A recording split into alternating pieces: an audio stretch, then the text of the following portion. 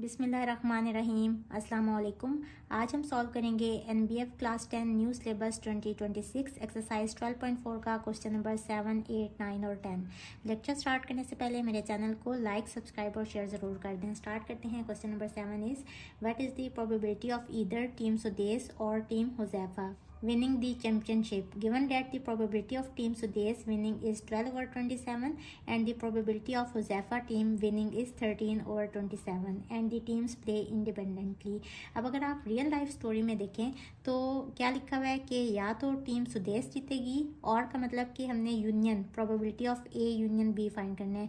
सबसे पहले तो हम ये देखेंगे कि क्या दोनों events mutually non exclusive events हैं या दोनों इवेंट्स म्यूचुअली एक्सक्लूसिव इवेंट्स हैं। अब देखें, अगर रियल लाइफ स्टोरी में आप देखें ना तो या तो टीम सुदेश जीतेगी या फिर टीम हुज़ैफा जीतेगी, या इन अदर वर्ड्स एक टीम के जीतने से दूसरी टीम के जीतने का चांस ख़त्म हो गया। तो ऐसे इवेंट्स को कहते हैं म्यूचुअली एक्सक्लूसिव इवेंट्स। लेकिन ये जो एंड पे लिखा हुआ है ना, and the teams play independently, तो हमें ये भी पता है कि म्यूचुअली एक्सक्लूसिव इवेंट्स जो हैं ये डिपेंडेंट इवेंट्स होते हैं। तो जब भी एंड पे ये इन्फॉर्मेशन लिखी होगी ना तो उस केस में आपने ये वाला फॉर्मूला लगाना है for mutually non exclusive events. सबसे पहले लेट कर लें A B the event of team Sudesh winning the championship and B B the event of team Huzaifa winning the championship. तो क्वेश्चन में probability of team Sudesh winning is 12/27, यानी कि probability of event A equal है 12/27 के, and probability of Huzaifa team winning is 13/27 which is probability of B. इसके बाद सबसे पहले हमने ये फाइंड करना है, तो हम सबसे पहले ये देखेंगे कि क्या दोनों इवेंट्स इंडिपेंडेंट हैं या डिपेंडेंट हैं। क्योंकि क्वेश्चन में ही लिखा हुआ है कि ये दोनों इवेंट्स इंडिपेंडेंट हैं, तो हम ये वाला फॉर्मूला यूज़ करेंगे, this is equals to probability of A multiply by probability of B. दोनों की प्रोबेबिलिटी को मल्टीप्लाई कर लेंगे, दिस इज इक्वल्स टू 52/243। इसके बाद इस वाले फॉर्मूला में वैल्यूज पुट कर लेंगे। From equation 1 we have probability of A union B equals to probability of A है 12/27 प्लस probability of B है 13/27 और minus probability of A intersection B है 52/243। इसको भी 9 से मल्टीप्लाई करेंगे ताकि 243 आंसर आ जाए। इसको भी 9 से मल्टीप्लाई करेंगे। इसके बाद एलसीएम ले लेंगे 243, ऊपर आ जाएगा 108 प्लस 117 माइनस 52। इसको सिंप्लीफाई करेंगे, so the answer is 173/243। Question number 8 is H produces party abayas. H कोई कंपनी है जो पार्टी अबायास स्टिच करती है। In the products probability of colour damage is 0.1। अगर समझने के लिए अपनी आसानी के लिए इसको परसेंट में कन्वर्ट करें ना तो दिस इज इक्वल्स टू 10%, यानी कि अगर कंपनी ने 100 अबायास स्टिच किए हैं तो उसमें से 10 अबायास ऐसे निकले हैं जिनका कलर ख़राब है। And the probability of bad stitching is 0.2। अगर इसको भी परसेंट में कन्वर्ट करें तो दिस इज 20%, यानी कि 100 अगर अबायास स्टिच हुए हैं तो उसमें से 20 अबायास ऐसे हैं जिनकी स्टिचिंग अच्छी नहीं हुई। Find the probability of a product having either colour damage और बैड स्टिचिंग। अब हमने प्रोबेबिलिटी फाइंड करनी है उन प्रोडक्ट्स की जिनकी या तो कलर डैमेज है या फिर बैड स्टिचिंग है, और ईदर वाले अल्फाज से पता चल रहा है कि हमने probability of A union B find करना है। सबसे पहले हम लेट कर लेते हैं A B the event of colour damage and B B the event of bad stitching.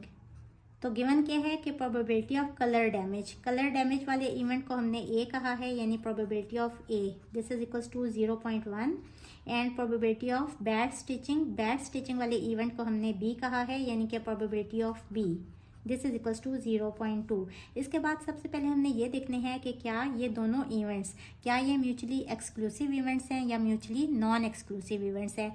अब क्वेश्चन में तो कुछ भी गिवन नहीं है। अगर यहाँ एंड पे लिखा होता ना कि and the events are independent तो हम म्यूचुअली नॉन एक्सक्लूसिव इवेंट्स वाला फार्मूला लगाते। अब हमने खुद से ही ये देखना है कि क्या ये इवेंट्स म्यूचुअली एक्सक्लूसिव हैं या म्यूचुअली नॉन एक्सक्लूसिव हैं। अब देखें, सपोज आपके पास 100 अबायास आए हैं।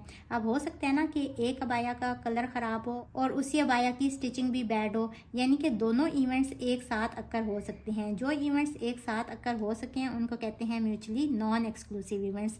तो बेसिकली हमने ये वाला फार्मूला लगाने हैं। Probability of A union B find करना है। This is equals to probability of A plus probability of B minus probability of A intersection B. इसको इक्वेशन नंबर 1 कह लेंगे। अब इसके बाद हमें ये वाली प्रोबेबिलिटी चाहिए। ये फाइंड करने के लिए हमने देखना है कि क्या इवेंट्स डिपेंडेंट हैं या इवेंट्स इंडिपेंडेंट हैं। अब देखें दोनों इवेंट्स जो है ना ये इंडिपेंडेंट हैं, क्योंकि एक की प्रोबेबिलिटी से दूसरे इवेंट की प्रोबेबिलिटी पे फ़र्क नहीं पड़ रहा। क्योंकि देखें ऐसा हो सकता है ना कि एक जो है वो अबाया उसका कलर डैमेज हो और वो उसकी बैड स्टिचिंग ना हुई हो, या उसकी बैड स्टिचिंग हुई हो और उसका कलर ना डैमेज हो, या फिर दोनों चीज़ें एक ही अबाया में हो सकती हैं। यानी कि ये दोनों इंडिपेंडेंट इवेंट्स हैं। तो हम इंडिपेंडेंट इवेंट्स वाला फार्मूला यूज़ करेंगे। Since A and B are independent events,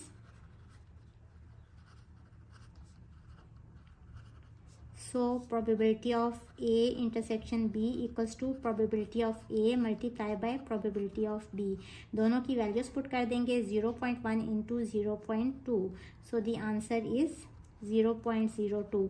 इसके बाद फ्रॉम इक्वेशन 1, असल में तो हमने और वाली प्रोबेबिलिटी यानी कि probability of A union B find करना है, एडिशन लॉ फाइंड करना है। तो इसमें हम सारी वैल्यूज पुट कर देंगे। प्रोबेबिलिटी ऑफ ए है 0.1 प्लस प्रोबेबिलिटी ऑफ बी है 0.2 minus probability of A intersection B है 0.02, so the answer is 0.28। Question number 9. Fakiha is tested for a disease with test A and test B and the probability of testing positive with A is 0.9. फ़कीहा ने test करवाए हैं दो disease के लिए। एक test है test ए और दूसरा है टेस्ट बी, और गिवन क्या है कि probability of testing positive with A, यानी कि ए टेस्ट पॉजिटिव आया है, ए टेस्ट वाली बीमारी उसको है। इसकी क्या प्रोबेबिलिटी है 0.9 and the probability of testing positive. Positive का ये मतलब होता है ना कि टेस्ट पॉजिटिव आया है यानी कि ये बीमारी भी उसको है।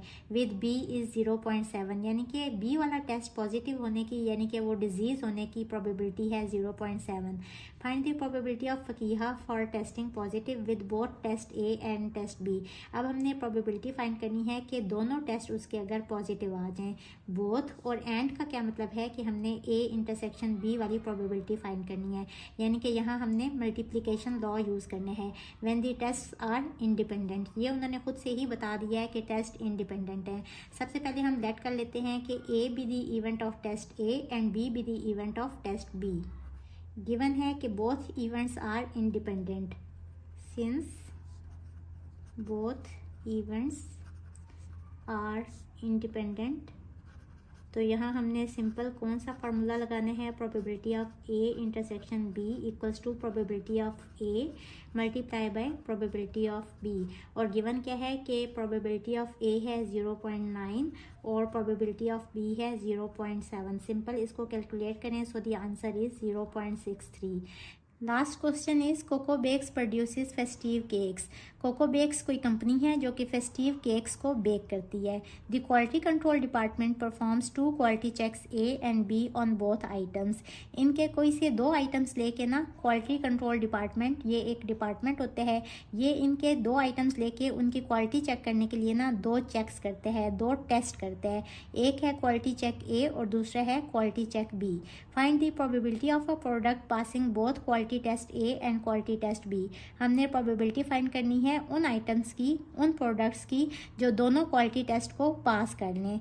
बोथ और एंड, इन दोनों अल्फाज से क्या पता चल रहा है कि यहाँ भी probability of A intersection B find करनी है, यानी मल्टीप्लिकेशन लॉ यूज़ करना है। Given that the probability of passing test A is 0.9, given है कि टेस्ट ए पास करने की प्रोबेबिलिटी है 0.9 and the probability of passing test B is 0.8। Test B pass करने की प्रोबेबिलिटी है 0.8 and the test are independent. ये भी उन्होंने खुद से ही बता दिया कि दोनों टेस्ट इंडिपेंडेंट हैं।